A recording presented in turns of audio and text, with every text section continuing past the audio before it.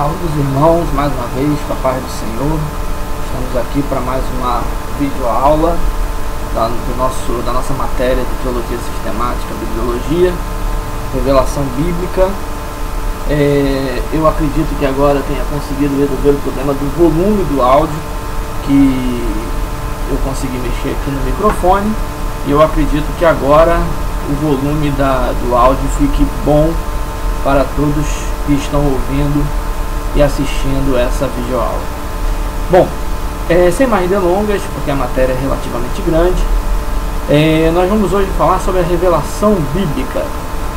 A palavra de Deus, ela veio ao homem, dada pelo próprio Deus, com o intuito e propósito de revelar a si mesmo e a sua vontade para os homens. Desde o início da criação, Deus tem se manifestado ao homem em todos os momentos. Primeiro com Adão, onde ele tinha diariamente com Adão, e depois da queda do homem, quando Deus revelou ao homem de diversas formas, sempre mostrando ao homem a sua vontade e o que ele esperava do homem para que este retornasse à sua condição primeira. É sabido que desde o início, quando o homem caiu, Deus revelou o seu plano de salvação. Então a Bíblia, como a revelação de Deus, ela se imbui da tarefa de nos revelar, primeiro, a figura de Deus, segundo, a pessoa de Cristo, e terceiro, o plano da salvação. Bom, a Bíblia, como palavra de Deus, nós podemos apresentar a Bíblia como a palavra de Deus da seguinte forma: assim falou o salmista quando estava falando da revelação bíblica no Salmo 19, versos 1 a 3. Vamos dar uma olhadinha lá, ver o que Davi falou acerca da revelação bíblica. Salmo 19, versos 1, 2 e 3. Os céus manifestam a glória de Deus, e o firmamento anuncia a obra das suas mãos. Um dia faz declaração a outro dia, e uma noite mostra sabedoria a outra noite. Sem linguagem, sem fala, ouvem-se as suas vozes. Ou seja, a palavra de Deus, Deus se revelando à humanidade, ele se revela através da manifestação das suas próprias obras, E isso mostra que Deus sempre teve o interesse de se auto-revelar. E o que é a palavra revelação? A palavra revelação vem do grego e significa tirar ou levantar o véu. Revelação, no sentido bíblico, é a verdade revelada ou descoberta pelo Espírito Santo. É Deus quem toma a iniciativa de trazer ao conhecimento dos seres humanos os seus planos e propósitos. Na sua carta aos Romanos, Paulo diz que as suas coisas invisíveis desde a criação do mundo, tanto o seu eterno poder como a sua divindade, se entendem e claramente se veem pelas coisas que estão criadas. Não há nenhuma possibilidade de Deus revelar algo novo referente a si mesmo ou referente ao plano da salvação. Tudo que Deus tinha interesse de revelar ao homem já está na palavra de Deus, tá? Então, esse é o sentido da revelação bíblica, no sentido no sentido bíblico da coisa, né? A revelação no sentido bíblico, tá? A Bíblia, como palavra de Deus, tem dois tipos de revelação. Ela se manifesta em dois tipos de revelação: a revelação geral e a revelação especial. A revelação geral é aquela que trata acerca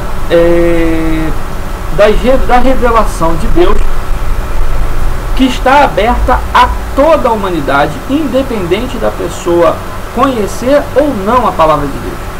Essa revelação é o que está falando em Salmos 19, nos versos 1 a 3, que nós lemos agora, logo no início da aula. Pois, como ele diz, os céus manifestam a glória de Deus. Quando nós observamos a natureza, não há como uma pessoa de bom entendimento e de forma sincera não reconhecer que tudo que foi criado por alguém inteligente, alguém capaz de fazer todas essas coisas. Porque o pensamento ateísta que diz que o acaso gerou tudo é muito frágil, pois nós podemos ver que dar ao acaso ou a uma sequência inimaginável de acidentes terem gerado o universo, a Terra e a vida, está muito aquém da razão humana. Então, a revelação geral é exatamente essa que está à vista de todos os seres humanos: o céu, o firmamento, as marés, a distância exata entre o Sol e a Terra, para que ela não fosse nem fria demais, nem quente demais, o tamanho exato da Terra, para que ela não tivesse gravidade demais e esmagasse a vida como conhecemos, e nem gravidade de menos, para que não permitisse que não tivesse uma atmosfera como nós temos hoje. Enfim, toda a natureza, a própria vida, quando nós acordamos de manhã e vemos que tantas outras pessoas simplesmente não conseguem acordar e viver mais um dia, isso já nos mostra a revelação, já é uma revelação da divindade que olha por nós e controla toda essa natureza, todo esse sistema que nós conhecemos do mundo natural. Mas existem também as revelações especiais. As revelações especiais são as revelações que estão descritas dentro da Bíblia. Não tem como termos uma revelação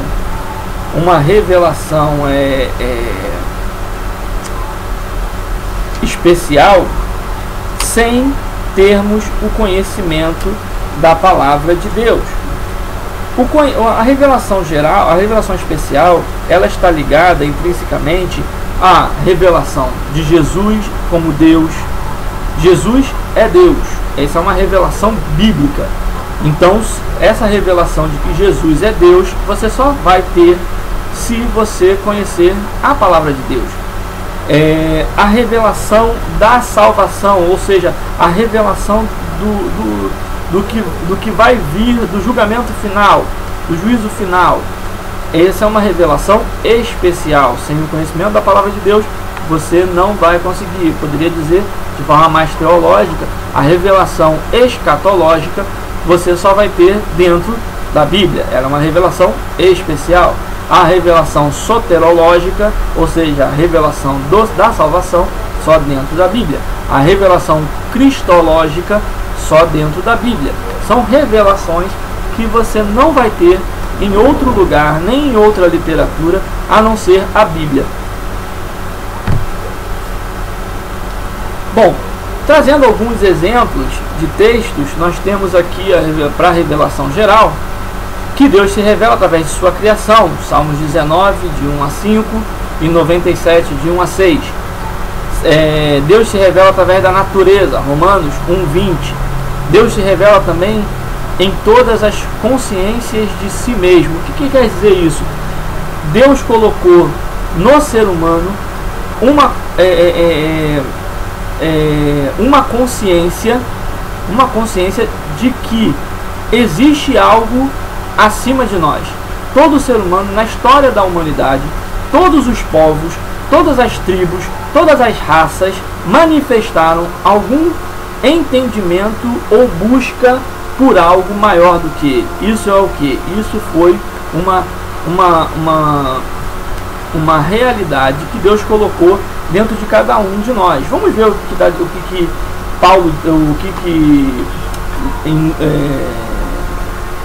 nos diz o livro de Atos, no capítulo 14, verso 17, o que nós temos aqui para nos mostrar isso. Vamos lá. Atos 14, verso 17. Diz assim, ó: contudo, não se deixou a si mesmo sem testemunho, beneficiando-vos lá do céu, dando-vos chuvas e tempos frutíferos, enchendo de mantimento e de alegria o vosso coração. Ou seja, Deus se revela a todos os homens da consciência que Ele existe através de coisas, de ações que Ele faz e sentimento que Ele coloca dentro das pessoas para que as pessoas tenham essa noção.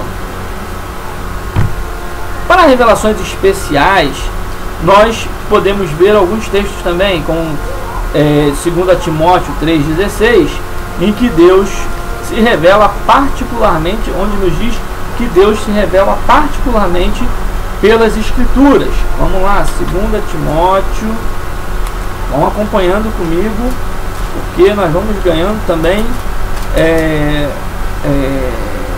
mais contato com a palavra, mais contato com a Bíblia.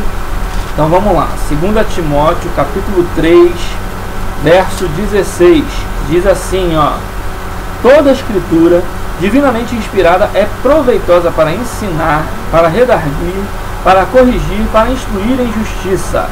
Ou seja, a palavra de Deus, toda a Escritura, ela é divinamente inspirada. Se ela é divinamente inspirada para ensinar, ela contém toda a revelação de Deus para os homens dentro da Escritura. Eu não tenho que procurar a revelação de Deus em outras pessoas ou em outras literaturas. A revelação de Deus está dentro da palavra de Deus. Em Hebreus 1 diz que Deus se revelou nestes últimos dias pelo Filho. Ou seja, Jesus é uma revelação de Deus. Olha só o que diz lá, Hebreus 1. Mas eu não vou ler o capítulo todo não, vou ler só o verso 1. Você pode ler em casa o capítulo inteiro, porque o capítulo inteiro fala acerca disso. A revelação de Deus através do Filho. Olha só o que ele diz no verso 1.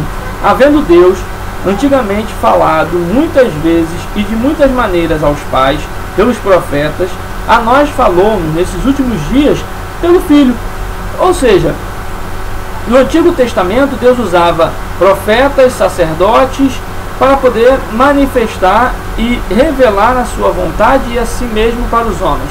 Entretanto, no Novo Testamento, logo quando chega Jesus nasce, né, o seu nascimento milagroso, ele passa a revelar as coisas de Deus. Então, Deus se revela através do Filho. O texto todo ele fala acerca disso. E olha o que diz em João 10,30. Vamos lá, João 10,30, aonde Jesus é colocado, e essa é uma doutrina bíblica, não há como argumentar contrariamente. Alguns ainda tentam argumentar contrariamente, Mas Jesus é a revelação do próprio Deus. Vamos lá, João, Evangelho de João, capítulo 10. Capítulo 10, verso 30. Diz assim, ó: eu e o Pai somos um. Essa é uma declaração de Jesus. Jesus está dizendo, ó, eu e o Pai somos um. Jesus é a revelação do próprio Deus. Mas vamos ver o que diz em próprio Evangelho de João, capítulo 14, verso 9. Que ele diz assim, ó: disse-lhe Jesus: estou há tanto tempo convosco e não me tendes conhecido, Filipe? Quem me vê a mim, vê o Pai. E como dizes tu, mostra-nos o Pai. Jesus aqui estava dizendo para Filipe, Filipe tinha indagado: Senhor, mostra-nos o Pai. E Jesus, ele diz para Filipe: Filipe, tem estado tanto tempo com vocês e você ainda diz para me mostrar o Pai? Quem vê a mim vê o Pai. Eu e o Pai somos a mesma pessoa. Jesus é a revelação do próprio Deus. E em João capítulo 20, verso 31, Jesus fica claro que Jesus é a revelação de Deus. Para quê? Para a nossa salvação. Vamos lá, João capítulo 20, verso 31.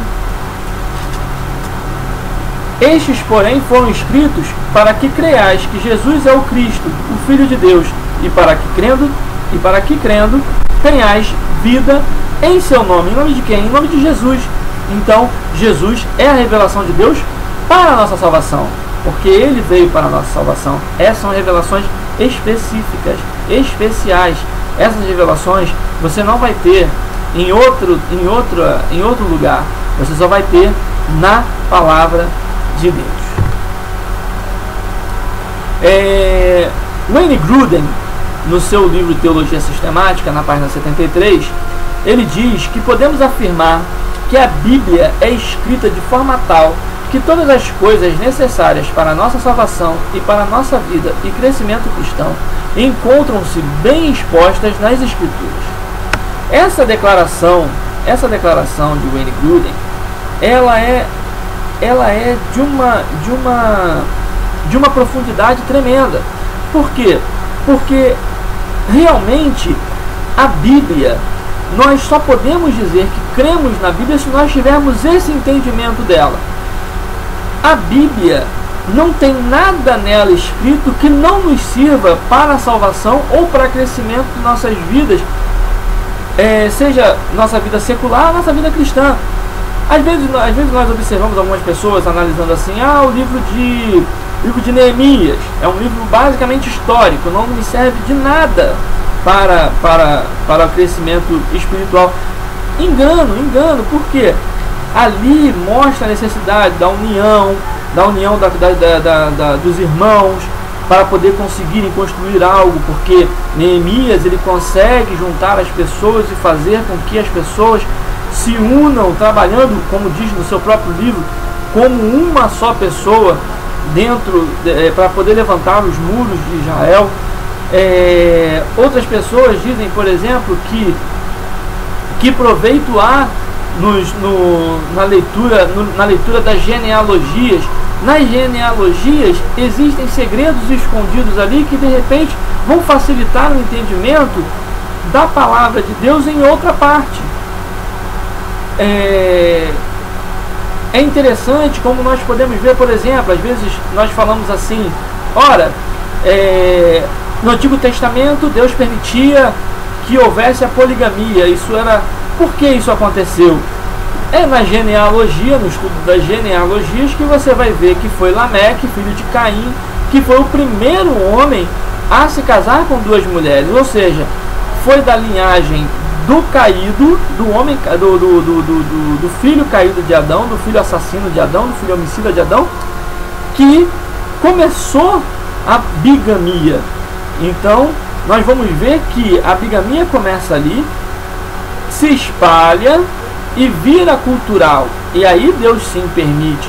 Aí você passa a entender, com esse conhecimento, você passa a entender o que acontecia e não atribui a Deus coisas que são pecaminosas, porque Deus ele é incapaz de pecar.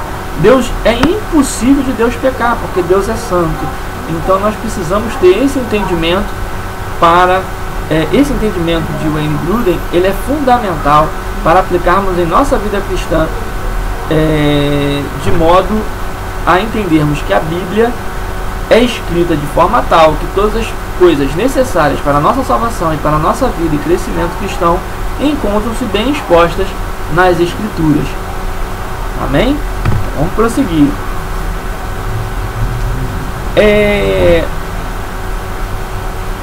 Blanchard, eu nunca sei ainda, eu vou procurar ainda ver como é que é a pronúncia do nome desse homem.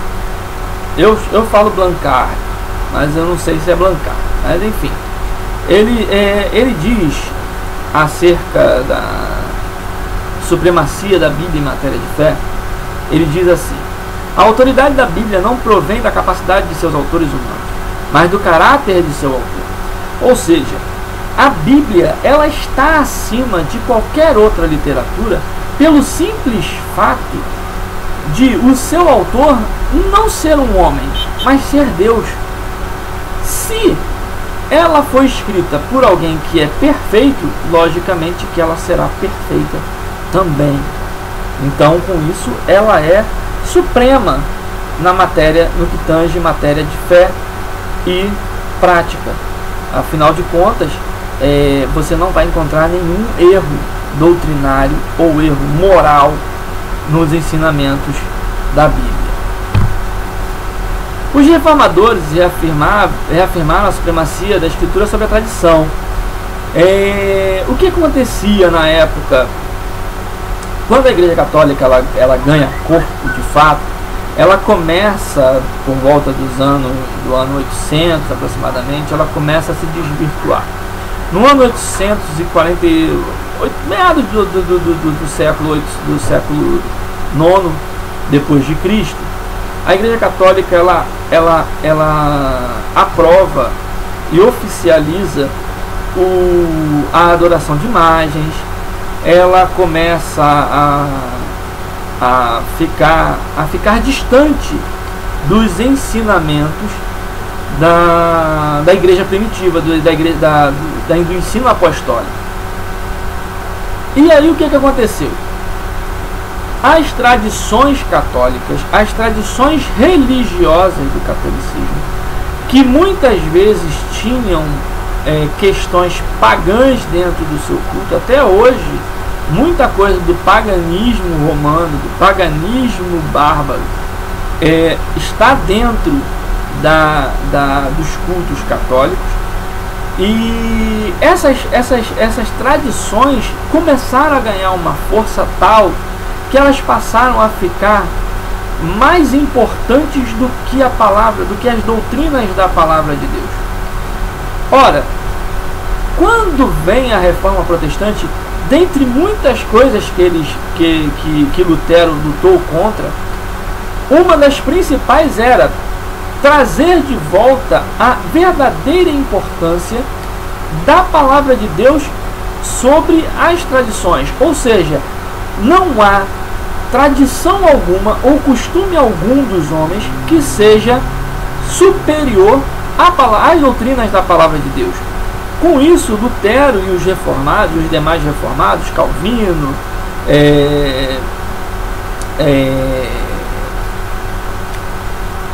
enfim, todos os reformados da época,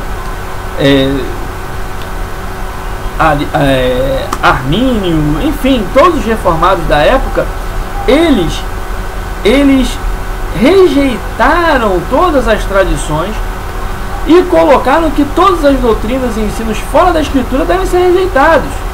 E eles estavam certos. Então, a Bíblia passou a ser entendida novamente como não sendo um entre muitos livros sagrados, mas sendo a palavra eterna e infalível de Deus. A origem da palavra de Deus, ela é divina, seu conteúdo é infalível, sua mensagem é salvadora. A Bíblia é a voz de Deus em linguagem humana. Então, ali Deus depositou todas as suas vontades para o homem, ou seja, as vontades de Deus para o homem estão ali. tanto nos seus costumes, nos seus atos, nas suas atitudes, nos seus ritos, na sua adoração. Tudo o que Deus quer para o homem está ali, e se o homem seguir, certamente será feliz. E o que é a autoridade bíblica? A palavra autoridade vem do latim autoritatem, que significa direito absoluto e inquestionável de se fazer obedecer, de dar ordem, de estabelecer decretos e, de acordo com estes, tomar decisões e agir a fim de que cada decreto seja rigorosamente observado.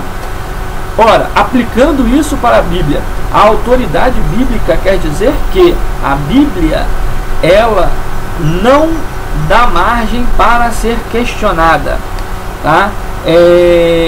No nosso livro diz que o poder absoluto, inquestionável, reivindicado, demonstrado e sustentado pela Bíblia em matéria de fé e prática. Tal autoridade advém do fato de ela ser a inspirada, inerrante e infalível palavra de Deus. Então, não há de nenhuma forma a possibilidade de estarmos questionando a autoridade da Bíblia. A própria Bíblia, ela testemunha sobre si mesma, né? Ela testemunha sobre a sua autoridade. Em Isaías 8:20, capítulo 8, verso 20, ele diz que a lei e ao testemunho, se eles não falarem segundo esta palavra, nunca verão a alva. Em Isaías também, capítulo 30, verso 21, ele diz assim: este é o caminho, andai nele, sem vos desviardes nem para a direita nem para a esquerda. Em 1 Coríntios capítulo 14, verso 37, ainda diz assim: se alguém cuida de ser profeta ou espiritual, reconheça que as coisas que vos escrevo são mandamentos do Senhor, ou seja, são inquestionáveis, não há margem para debate. Você não deve olhar na Bíblia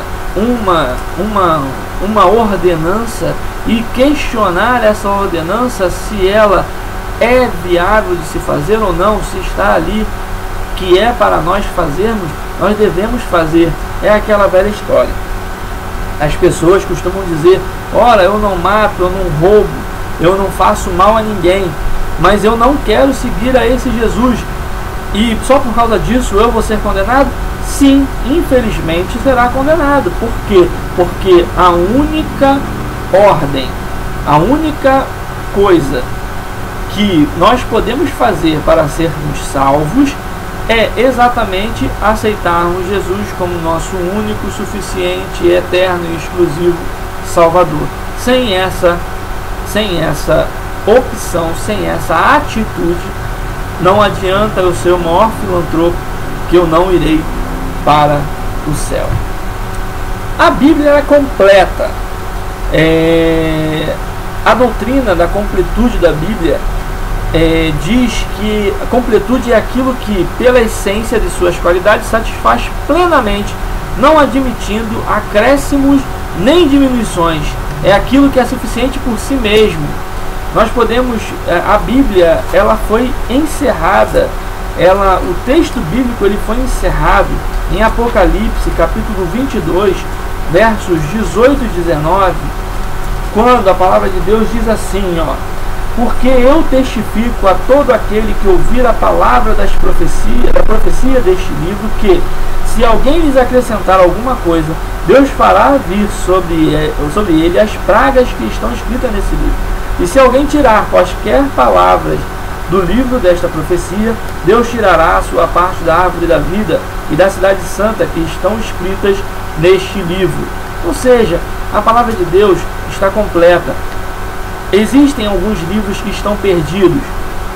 Nós falamos isso na lição anterior. Alguns livros estão perdidos. O que aconteceria se esses livros fossem achados? Não aconteceria nada. Se esses livros forem achados um dia, será um achado arqueológico maravilhoso. Será interessantíssimo para nós montarmos algumas questões que ainda possam estar, algumas lacunas que ainda possam estar abertas dentro da historicidade bíblica. Mas de forma nenhuma esses achados trarão algum conhecimento novo doutrinário. Então isso aí não vai acontecer, porque o que era importante para a doutrinação bíblica, para a doutrinação da palavra de Deus, já está dentro do livro que nós conhecemos como Bíblia. Wayne Grudem define completude bíblica assim, a Bíblia contém todas as palavras divinas que Deus quis dar ao seu povo em cada estágio da história da redenção e que hoje contém todas as palavras de Deus de que precisamos para a salvação, para que, de maneira perfeita, nele possamos confiar e a ele obedecer. Então, esse entendimento fecha o nosso pensamento, mostrando que a Bíblia ela contém todas as palavras divinas, ou seja, divinamente inspiradas pelo Espírito Santo, desde Gênesis a Apocalipse, cada um em sua época, mostrando a revelação de Deus à sua época. Deus foi se revelando gradativamente para que hoje nós tivéssemos toda a completude da palavra de Deus, da revelação de Cristo e da salvação de Deus. Eu coloquei uma observação minha, que é a seguinte: algumas pessoas, eu vejo muito em alguns debates, às vezes, principalmente debates entre cristãos e pessoas não cristãs, principalmente pessoas que não creem na palavra de Deus, quererem ficar justificando Deus moralmente, racionalmente, emocionalmente, religiosamente, legalmente, e isso não há necessidade nenhuma. É muito interessante quando a gente vê às vezes um ateu chegar, uma pessoa chegar e falar assim: Deus, o Deus da Bíblia, no Antigo Testamento principalmente, ele é um Deus cruel, é um Deus que mandava matar mulheres, crianças, velhos e velhas, sem a menor piedade. E eu fico triste quando eu vejo algumas pessoas querendo justificar Deus, querendo dizer não, que Deus não fez, que Deus não faz, que Deus não é, Deus não isso, Deus não aquilo. Gente, não tem que justificar. A Bíblia não precisa de justificativa. Deus não precisa que nenhum homem justifique ele. Deus mandou fazer porque ele é Deus. Ele mandou fazer porque ele tem a autoridade para mandar fazer. Se ele não mandasse o homem fazer, ele faria da parte dele mesmo. Tem uma questão histórica? Tem. Tem uma questão étnica? Tem uma questão religiosa? Tem motivos? Tem como a gente mostrar isso teologicamente? Tem, mas isso de forma nenhuma pode ser usado de maneira a querer justificar Deus. Ou seja, porque se você tentar justificar Deus ou justificar a palavra de Deus, você acaba colocando coisas que não estão na Bíblia, e isso é perigoso, porque além de você não está falando com a verdade, não está sendo fiel à verdade, e a Bíblia, Deus ele não compactua, e ele não precisa que você minta para poder trazer uma pessoa para Cristo. A mentira nunca vai trazer efeito de verdade. Você vai acabar passando vergonha, porque normalmente ateus, eles buscam conhecer a história, conhecer a palavra, conhecer até mesmo a Bíblia, para poder questionar. E se você fala um negócio que seja tentando justificar e for uma bobagem, ele vai te envergonhar na frente de todo mundo, e você pode acontecer, inclusive, como eu já vi, pessoas que acabam enfraquecendo na fé, têm sua mente turbada por causa de debates como esse. Então, nem a Bíblia, nem Deus necessitam de serem justificados pelos homens, seja moralmente, racionalmente, emocionalmente, religiosamente, legalmente, ou qualquer outra forma e tentativa humana de justificação do que é eterno e criador de todas as coisas. Tá?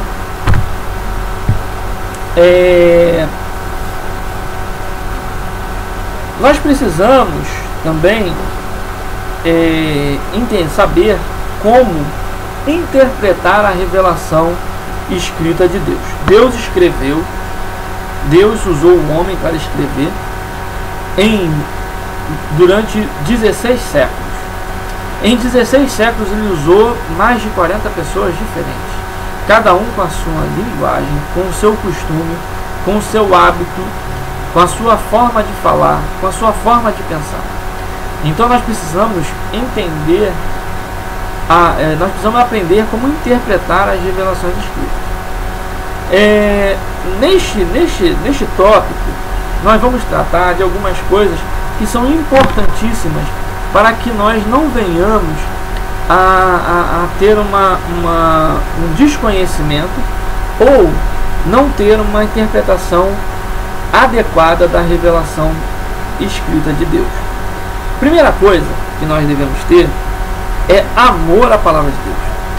Não há como você querer interpretar uma coisa que você não ama.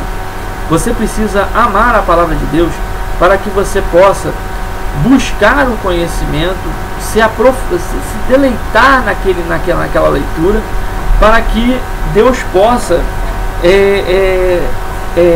manifestar o entendimento para você, tá? Em Hebreus, na carta aos Hebreus, no seu capítulo 4, vamos lá, Hebreus capítulo 4, vamos manusear a Bíblia. Hebreus capítulo 4, no seu verso 12, diz assim, porque a palavra de Deus é viva e eficaz e mais penetrante do que qualquer espada de 2 gumes, e penetra até a divisão da alma e do espírito e das juntas e medulas, e é apta para discernir os pensamentos e intenções do coração. Então, a palavra de Deus ela consegue ser profunda, mas para ela ser profunda nós temos que abrir o nosso coração para ela. Jesus ele diz em uma das cartas às igrejas em Apocalipse, a igreja de Laodiceia, que ele está à porta e bate. Se alguém ouvir e abrir, ele entrará e ceará com essa pessoa. Jesus não vai entrar na vida de ninguém que não queira que ele entre. Jesus ele quer entrar na vida de todos, mas ele não vai entrar na vida de ninguém que não queira. E como é que ele entra? Entra através da palavra de Deus. A palavra mesmo diz, a fé vem pelo ouvir e ouvir a palavra de Deus. Então, se você, amando a palavra, você vai ler mais, você vai aumentar a sua fé e o seu conhecimento. George Miller, que era um fervoroso pregador do século XIX, ele afirmava que o vigor da nossa vida espiritual está na proporção exata do lugar que a Bíblia ocupa na nossa vida e em nossos pensamentos.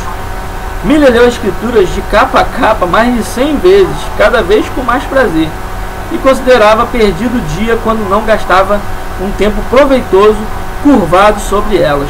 E quanto tempo nós temos passado lendo a palavra de Deus, debruçado sobre a palavra de Deus? Pense nisso. Bom, ler a palavra de Deus diariamente é um outro ponto importante. Não há como você conhecer a Escritura se você não ler.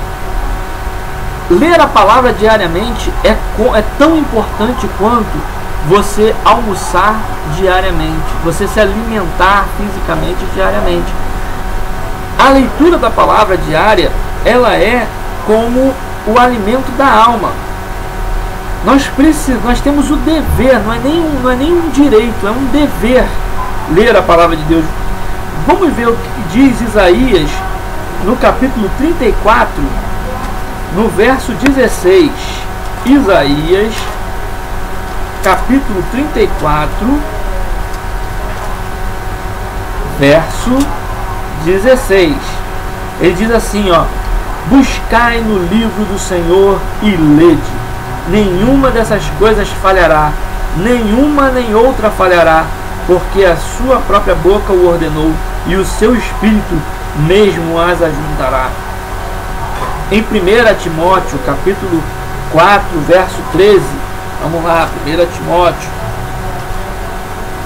Seminário também é a oportunidade de ganharmos intimidade com o manuseio da palavra de Deus. 1 Timóteo capítulo 4, verso 13, diz assim, ó: persiste em ler, exortar e ensinar até que eu vá. Paulo ele tem uma preocupação incrível com a primeira parte, persiste em ler.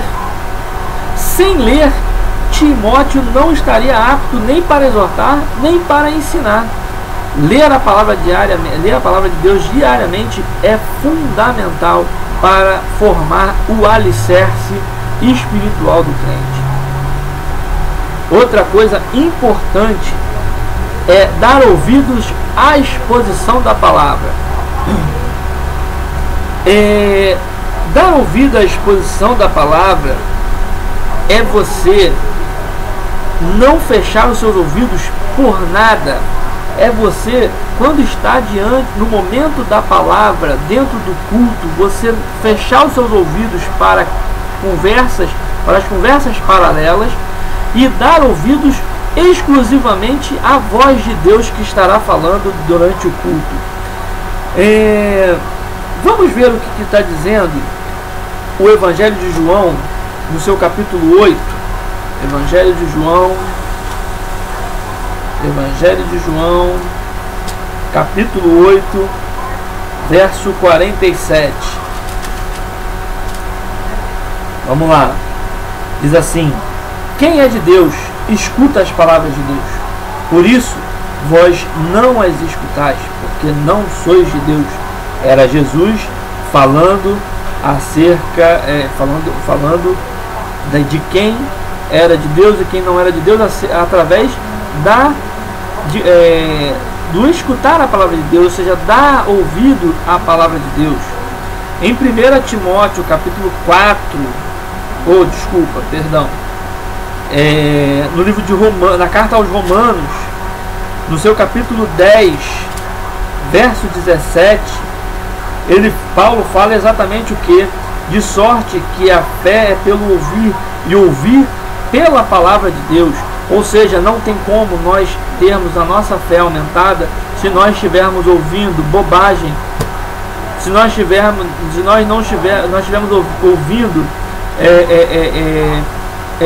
músicas que não edificam, se nós estivermos ouvindo palestras dadas por homens ou mulheres que não têm o menor compromisso com as coisas de Deus. Agora, se você dá ouvido a um testemunho, se você dá ouvido à palavra de Deus, se você dá ouvido ao louvor, a palavra contida no louvor, a mensagem contida no louvor, aí sim você vai ter certamente a sua fé aumentada, e isso fará com que você permaneça cada vez mais firme na rocha que é Jesus. Quarto ponto, guardar a mensagem da palavra. A palavra mesmo diz: guardei tua palavra no meu coração para não pecar contra ti, né? Então é importante nós guardarmos a palavra de Deus no nosso coração. Guardarmos a palavra de Deus no nosso coração é fundamental. Quando nós dizemos coração, é dentro de nós, gravado na tábua dos nossos corações. Para quê? Para que nós não venhamos a pecar contra Deus. Praticar o que está escrito na palavra. Quem guarda a mensagem da palavra tem que praticar o que nela está. É uma questão de lógica. Você ama a palavra, você lê diariamente, você dá ouvido à palavra e guarda a mensagem, você tem que praticar. São os frutos do ato de ter contato com a palavra de Deus. A palavra de Deus tem que trazer mudança, e você tem que praticar o que está escrito nela. E o que está escrito nela é o amor de Deus para os homens. É necessário também manejar bem a palavra. O conhecimento da palavra não é necessariamente você saber de cor e salteado de Gênesis a Apocalipse. mas quando você precisar da palavra, você saber aonde você vai encontrar, você ter um entendimento lógico e retilíneo daquilo que você estiver falando. No livro de Atos, no seu capítulo 2, no verso 14 a 41, nós vemos acerca das profecias do derramamento do Espírito Santo que se revelou, que se cumpriu, né? Em Atos 2, nos versos 14 a 41, nós vemos o que? Nós vemos Pedro pregando para a igreja que tinha recebido, né, o Espírito Santo, tinha sido manifestado, inclusive falando cada um na língua de outros povos, cada um entendia a sua própria língua, e Pedro, ele prega para as pessoas acerca do plano completo da salvação. Essa atitude de Pedro, essa atitude de Pedro mostra-nos a importância de termos um conhecimento e um bom manejo da palavra de Deus. Pedro, ele fala nesses versos, ele fala sobre o cumprimento da profecia de Joel 2:28, que sobre todo o espírito derramarei, sobre toda a carne derramarei o meu espírito. Ele fala também sobre a tribulação futura e os homens serão salvos e batizados no Espírito Santo, né? No período da tribulação, que mesmo no período da tribulação futura, os homens serão salvos e batizados no Espírito Santo.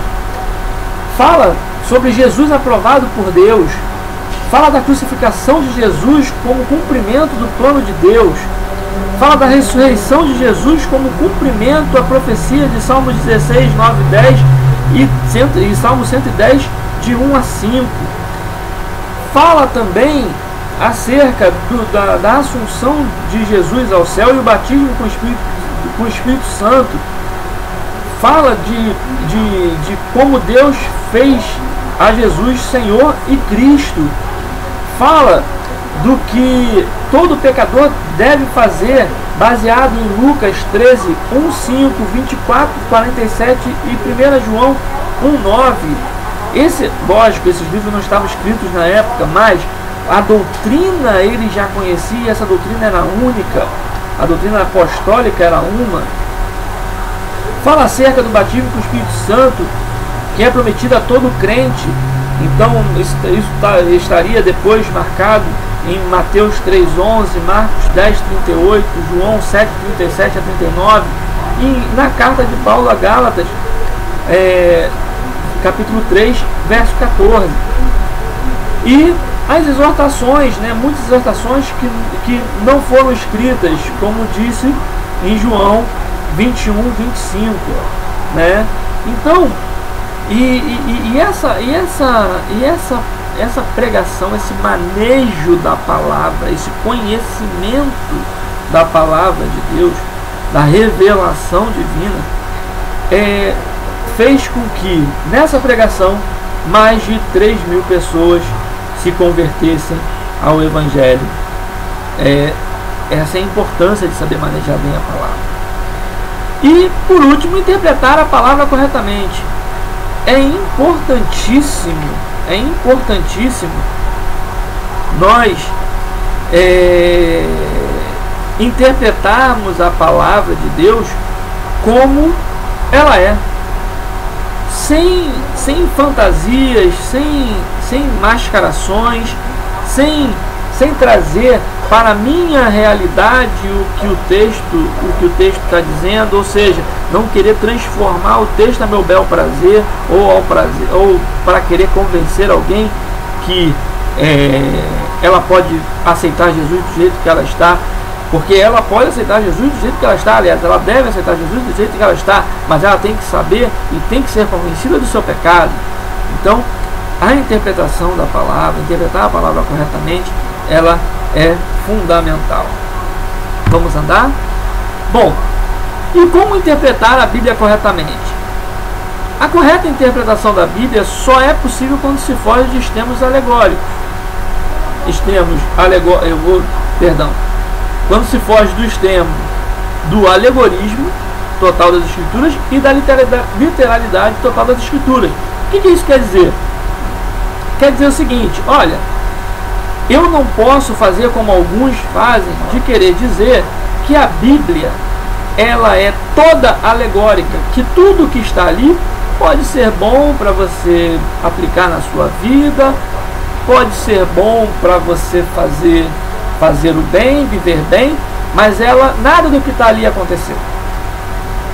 E eu também não posso usar do extremo da literalidade. O que é isso? Dizer que tudo que está escrito na Bíblia é 100% factual. O que eu quero dizer com isso?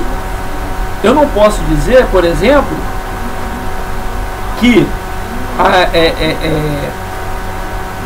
parábolas, quando eu estou lendo uma parábola, eu querer forçar uma interpretação de que aquilo que está sendo falado na parábola de fato aconteceu. Querem um exemplo? Vamos a um exemplo. Ezequiel ele foi arrebatado em espírito e levado ao vale de ossos secos. Ele foi levado ao vale de ossos secos, porém ele tem uma visão. Essa visão é muito claro no livro de Ezequiel, que essa visão é uma visão que Deus dá a ele referente à situação de Israel, à situação da nação de Israel. Mas, entretanto, não houve um vale seco real onde ossos se juntaram, onde aconteceu tudo aquilo. Não que Deus não pudesse fazer. Sim, mas nós precisamos entender que aquela passagem de Ezequiel, Deus estava mostrando para Ezequiel uma visão. É diferente da situação de Jeremias, onde Deus vira para Jeremias e fala: Jeremias, desce, vai até a casa do oleiro que eu vou falar com você. E lá ele vê um oleiro falando, vê um oleiro trabalhando, e Deus fala com ele, se revela para ele, revela a sua vontade para ele. Então ali não, ali nós vemos que é uma situação real. Nós precisamos ter esse entendimento, e isso é fundamental para uma correta interpretação da Bíblia. Essa análise do que é alegórico nos textos, que são alegóricos, e ser minucioso nos detalhes dos relatos literais contidos nas Escrituras é fundamental para uma boa interpretação bíblica. O autor Henk Hanegraaff resume as técnicas da boa hermenêutica através da palavra light, que significa luzes em português. Na verdade, eu estou até traduzindo, vai estar logo disponível no grupo do Facebook, vai estar disponível para você acessar e ler a argumentação dele, onde ele diz que as técnicas de hermenêutica que assustam muita gente, elas, se aplicadas corretamente, elas são como luzes para a boa interpretação bíblica, para a interpretação da palavra. Light está em inglês, né? Então é um acrônico. E o que é um acrônico? É quando você junta várias palavras e com as iniciais dessas palavras ou frases de ordem, você forma uma outra palavra que vai servir de símbolo para aquele pensamento. Então, lights, ele vem em inglês, significa L, que seria literal interpretation, que é interpretação literal. O I, que é de illumination by the Holy Spirit, que é a iluminação pelo Espírito Santo. O G, que é de grammatical principles, ou seja, princípios gramaticais. O H, que é de historical context, que é contexto histórico. O T, que é de teaching ministry, que é aprendizado ministerial. E o S, que é de scriptural harmony, que é harmonia escritural, harmonia das escrituras. Bom, Indo um a um, nós podemos entender de que forma. O L, que é a interpretação literal, é exatamente o que nós falamos agora. É nós observarmos é como nós fazemos com qualquer literatura. Quando nós lemos um livro qualquer, nós temos que fazer um entendimento do que é literal, do que não é, do que é alegórico, do que não é. A mesma coisa é a palavra de Deus. E no texto do autor Henk Hanegraaff, no seu livro, nessa explicação do que é light, ele faz até uma abordagem interessante, que ele diz o seguinte: olha, nós precisamos entender que o que é alegórico é alegórico. Por exemplo, Jesus, ele diz em João 10:7 que ele é a porta. Isso não quer dizer que ele é feito de madeira, com dobradiças, fechadura, maçaneta. Não, ele está apenas dizendo que ele é o caminho, ele é o caminho para a salvação. Entretanto, quando Paulo diz em Colossenses 1,16 que por ele todas as coisas foram criadas, ele está querendo dizer exatamente isso, que que em Jesus foram criadas todas as coisas. Isso é uma ideia literal, é uma ideia literal passada por Paulo. Se não fosse em Jesus, nada do que foi feito se faria. Então nós precisamos ter esse entendimento. A iluminação pelo Espírito Santo, que é o Illumination by the Holy Spirit, ele quer dizer o que? Ele quer dizer que, olha, a palavra de Deus, ela foi escrita pelo Espírito Santo, ela foi inspirada pelo Espírito Santo. Ninguém melhor do que o Espírito Santo para poder dizer para nós qual é, nos dar, né, na verdade, não diz nem sobre dizer para nós, ele fala sobre dar entendimento para nós, do que o Espírito Santo. Ele cita inclusive 1 Coríntios 2,12, vamos dar uma olhadinha. 1 Coríntios 2,12. Vamos ver aqui o que diz aqui. 1 Coríntios, logo depois de Romanos. Se você não fechou sua Bíblia, é só você correr mais uma a primeira carta aos Coríntios, capítulo 2, verso 12. Vamos lá. Mas nós não recebemos o Espírito do mundo, mas o Espírito que provém de Deus, para que pudéssemos conhecer o que nos é dado gratuitamente por Deus. Ou seja, quem revela a palavra de Deus para nós é o Espírito Santo. E quem nos ajuda a interpretar? O Espírito Santo. Então nós precisamos da iluminação do Espírito Santo para entender, fazermos uma correta interpretação da palavra de Deus. No G, Grammatical Principles, que é o princípios gramaticais, nós precisamos, ele alerta sobre a necessidade de nós conhecermos, termos um conhecimento, não necessariamente falar fluentemente grego e hebraico, mas pelo menos ter um conhecimento básico, pelo menos, de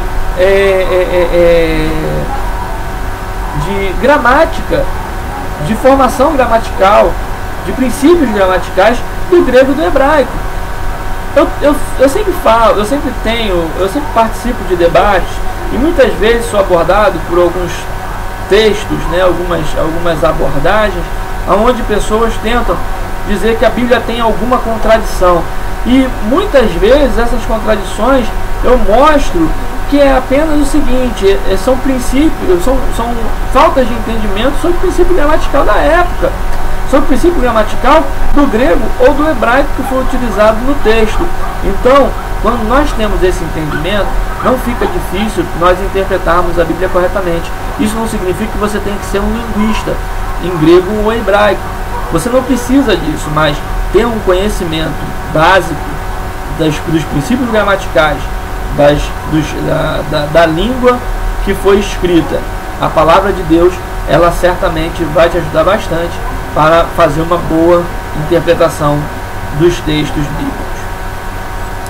Outra coisa que ele fala é o H, que é o Historical Context. que é o contexto histórico. Você saber o contexto histórico em que foi escrito, que circulava a história que está sendo contada na Bíblia, é fundamental para que nós venhamos a entender, às vezes, uma mensagem ou uma doutrina que está sendo aplicada. Quer ver uma coisa? Não é incomum nós sermos abordados com o seguinte questionamento: ora,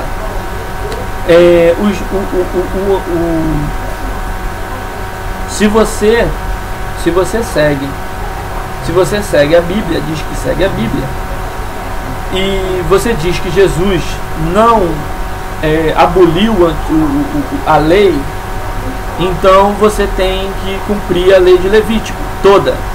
E com isso nos acusam, por exemplo, de hipocrisia, porque nós seguimos algumas coisas que estão em Levítico e outras coisas nós não seguimos, como por exemplo, quando a gente está falando acerca da questão de homossexualidade, por exemplo, em que no livro de Levítico diz que homem não se deitarás com animal, porque é confusão, e não se deitará com outro homem como se fosse mulher, porque é abominação. E aí eles pegam, bom, se você fala que isso é uma verdade, você também tem que usar a questão de Levítico também, aonde diz que nós não podemos fazer a barba, não fira as bordas de sua barba. Entretanto, se nós formos observar o contexto histórico, nós vamos observar, tivermos um entendimento da palavra. Eu não vou me aprofundar nessa questão, pelo menos não agora, quando estivermos falando em Pentateuco, nós vamos falar mais sobre isso, mas não vou me aprofundar sobre isso agora. Mas se nós formos fazer uma análise contextual da época, nós vamos entender muito claramente que quando Deus fala que não era para poder cortar o homem cortar o cabelo em forma circular e nem aparar ou ferir a borda da barba, dependendo da sua tradução, era muito simples de entender isso, porque o povo estava vindo do Egito, e no Egito se cortava a barba. Os sacerdotes, os religiosos do Egito, eles ou cortavam a barba toda, ou faziam aquele cavanhaque fininho, então é o que ele chamava de ferir as bordas da barba, e raspavam suas cabeças. As cabeças eram raspadas. Então Deus queria que seu povo fosse diferente. Então os sacerdotes de seu povo, os homens do seu povo, não deveriam ter nem o cabelo cortado de forma redonda e nem a barba aparada daquela forma.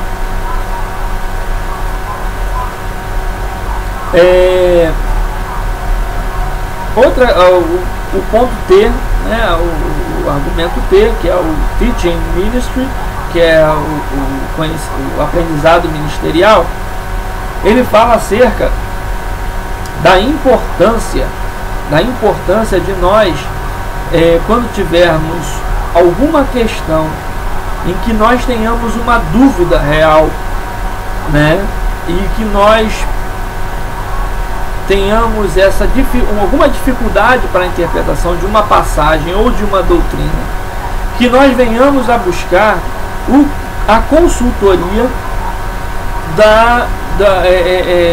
a consultoria do mestre da igreja, do pastor da igreja. Vamos dar uma olhadinha. Vamos dar uma olhadinha. Eu nem observei aqui, mas vamos dar uma olhadinha em Tito, capítulo 2. Dá uma olhadinha em Tito. Vamos lá, vamos passar as cartas paulinas. Vamos correr aqui pelas cartas paulinas.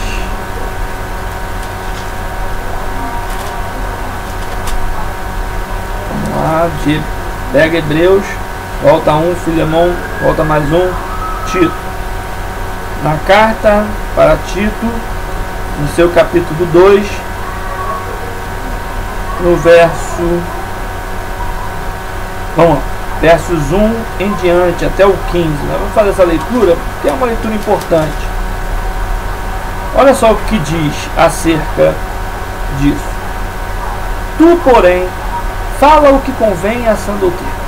Os velhos que sejam sóbrios, graves, prudentes, sãos na fé, na caridade e na paciência. As mulheres idosas, semelhantemente, que sejam sérias no seu viver, como convém às santas, não caluniadoras, não dadas a muito vinho, mestras no bem, para que ensinem as mulheres novas a serem prudentes e amarem seus maridos, a amarem seus filhos, a serem moderadas, castas, boas donas de casas, sujeitas a seu marido, a fim de que a palavra de Deus não seja blasfemada. Exorta semelhantemente os jovens a que sejam moderados. Em tudo te dá, por exemplo, de boas obras. Na doutrina mostra incorrupção, gravidade, sinceridade, linguagem sã e irrepreensível, para que o adversário se envergonhe, não tendo nenhum mal que dizer de nós. Exorta os servos a que se sujeitem a seu Senhor, e em tudo agradem, não contradizendo, não defraudando, antes mostrando toda boa lealdade, para que em tudo sejam ornamento da doutrina de Deus nosso Salvador. Porque a graça de Deus se há manifestado, trazendo salvação a todos os homens, ensinando-nos que, renunciando à impiedade e às concupiscências mundanas, vivamos neste presente século sóbria, justa e piamente, aguardando a bem-aventurada esperança e o aparecimento da glória do grande Deus e nosso Senhor Jesus Cristo, o qual se deu a si mesmo por nós para nos remir de toda iniquidade e purificar para si um povo seu especial, zeloso de boas obras. Fala disto e exorta e repreende com toda autoridade. Ninguém te despreze. Ou seja, o pastor da igreja, os presbíteros, os mais antigos na fé, têm que estar preparados para poder atender e ensinar aqueles que venham buscar seu conhecimento. Então, o aprendizado ministerial, ele é fundamental para poder ajudar na interpretação bíblica. Scriptural Harmony, ou harmonia escritural, essa quer dizer o seguinte: olha, nós não podemos usar passagens isoladas da Bíblia para poder montar doutrinas. Isso é inviável. As heresias e as seitas, elas surgem exatamente nesse viés.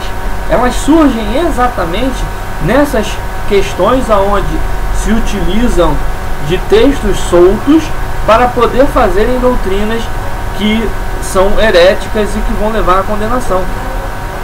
Tudo que para você fazer um entendimento da palavra de Deus, você tem que fazê-lo com a harmonia de toda a palavra. Eu costumo dizer, às vezes eu sou abalroado com algumas perguntas, aonde as pessoas chegam: mas quem eram os Nefilins?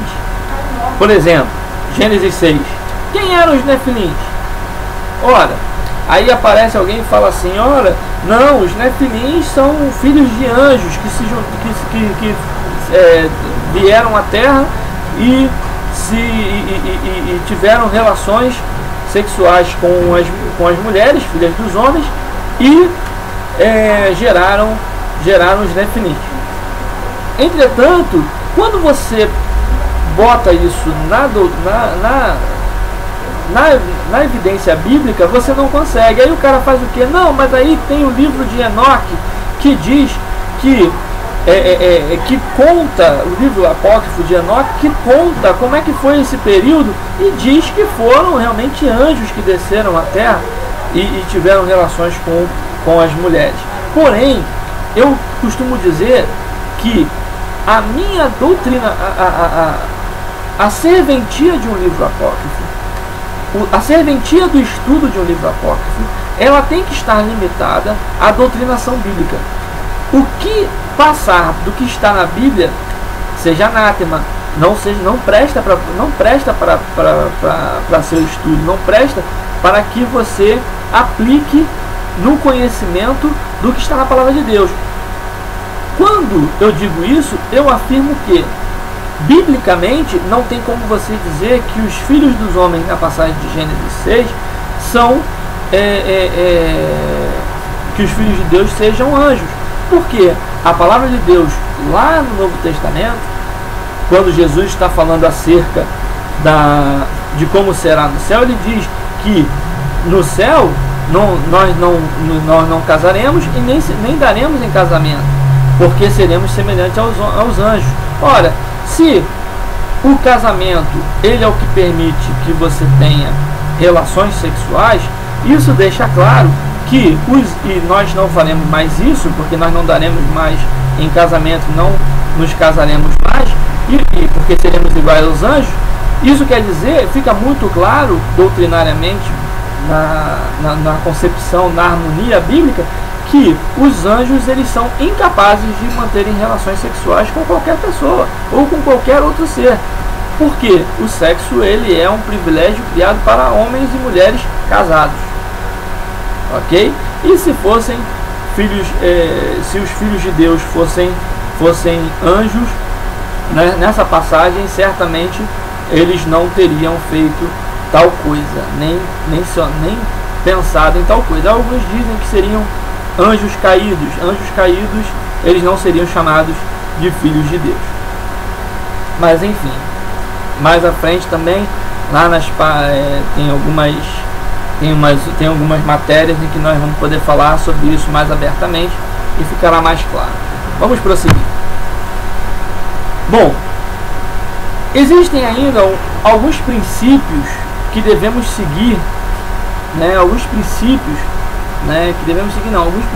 que são básicos para a interpretação bíblica. E esses princípios que podemos dizer que são como base para a interpretação de toda a Bíblia, é nós entendermos que a mensagem central da Bíblia é a salvação. Segundo, o conhecimento das figuras de linguagem. Nós precisamos conhecer o que significa as figuras de linguagem utilizadas nos textos, como por exemplo, quando nós estamos falando de castiçal, o castiçal do tabernáculo em Êxodo, e quando nós estamos falando do castiçal das 7 igrejas, que representa as 7 igrejas em Apocalipse. Nós precisamos entender essas figuras para poder fazer um bom entendimento. O castiçal de Êxodo, lá do tabernáculo, da montagem do tabernáculo, não tem nada a ver com o castiçal de Apocalipse. É importante também a gente ter um conhecimento histórico e cultural. Nós estamos falando, volto a dizer, nós estamos falando sobre textos que foram escritos durante 16 séculos por 40 pessoas diferentes, cada um vivendo um momento histórico diferente, cada um vivendo uma cultura diferente. Então nós precisamos entender o que está acontecendo. É interessante, por exemplo, quando a gente vai falar de Mateus 24, por exemplo, onde Jesus faz uma profecia sobre os fins dos tempos. Entretanto, é necessário nós conhecermos historicamente, culturalmente, o que cercava Jesus naquele momento, para nós entendermos o capítulo 24 de Mateus de forma plena. Porque se nós não entendermos, nós vamos achar que tudo que está ali é referente a nós, ou que tudo que está ali é referente aos apóstolos. E aí, nós, quando estivermos falando sobre escatologia, nós vamos entrar nessa questão também e vamos nos aprofundar sobre isso. Me lembrem sobre isso, me cobrem, porque isso vai ser importante no nosso estudo de escatologia. Bom, com isso nós terminamos a nossa lição dessa semana. Estudem, porque a matéria é longa, O tema não é fácil. Estudem, porque a prova ela vai estar valendo 8 pontos. O ponto para completar 10 será do trabalho, e eu espero que todos consigam pontuação e aprovação de primeira, sem precisar de recuperação. Que Deus abençoe cada um e tenha uma semana abençoada em nome de Jesus.